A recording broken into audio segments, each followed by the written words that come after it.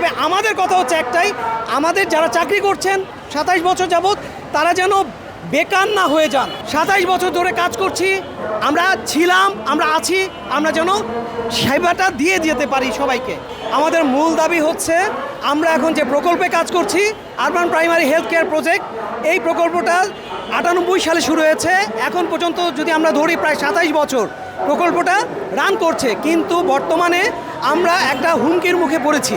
হুমকিটা হচ্ছে এই যে আমাদের যদি এখন স্বাস্থ্য মন্ত্রণালয়ের আন্ডারে নিয়ে যাওয়া হয়, আমরা ছিলাম এলজিডি মন্ত্রণালয়ের আন্ডারে, তো আমাদের কারো আন্ডারে যেতে সমস্যা নেই, সমস্যাটা হচ্ছে আমাদের মূল দাবি আমাদের চাকরিটা যেন বহাল থাকে।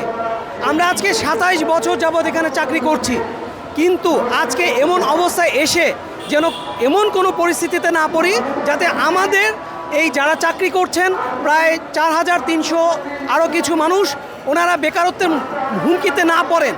4300 মানুষ মানে কিন্তু 4300 মানুষ না, 4300 পরিবার। তো সেখানে প্রায় লক্ষখানেক মানুষের যে অন্য সংস্থান, সেই দাবিটার জন্য আমরা আছি চাকরির দাবিতে। এটা মেনে নিচ্ছে কি নিচ্ছে না সেটা না, আমরা আমাদের দাবিটা জানাচ্ছি। আমাদের অবশ্যই এই দাবি সরকার পূরণ করবেন। সরকার কিন্তু বলেননি যে আমাদেরকে বাদ দিয়ে কিছু করবেন। অবশ্যই সরকারকে ধন্যবাদ জানাই যদি স্বাস্থ্য মন্ত্রণালয় আন্ডারে এই কাজটা প্রক্রিয়াটা চলে। তবে আমাদের কথা হচ্ছে একটাই, আমাদের যারা চাকরি করছেন 27 বছর যাবৎ তারা যেন বেকার না হয়ে যান, মূল দাবিটা আমাদের এটাই।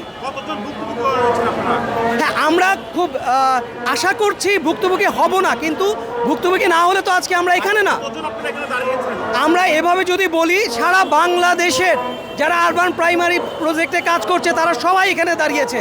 আপনারা যদি একটু লক্ষ্য করেন, আপনাদের ক্যামেরাটা ঘোরান, তাহলেই এর প্রমাণ পাবেন। এই বৃষ্টি, এই বজ্রপাত যে চলছে, এই আবহাওয়ার মধ্যেও সারা বাংলাদেশের সব মানুষরাই কিন্তু এখানে এসে আজকে এক কথা বলার জন্য দাঁড়িয়েছেন যে আপনারা আমাদের দাবিটা বিবেচনা করুন।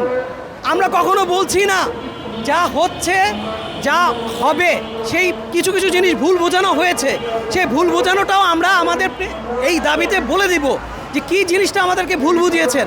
তবে কথা একটাই, ভুল হোক ঠিক হোক, আমাদের দাবিগুলো আপনারা বিবেচনা করেন।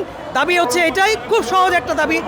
27 বছর ধরে কাজ করছি, আমরা ছিলাম, আমরা আছি, আমরা যেন সেবাটা দিয়ে যেতে পারি সবাইকে। দেশে দেশে সবার সাথে দ্য নিউজ।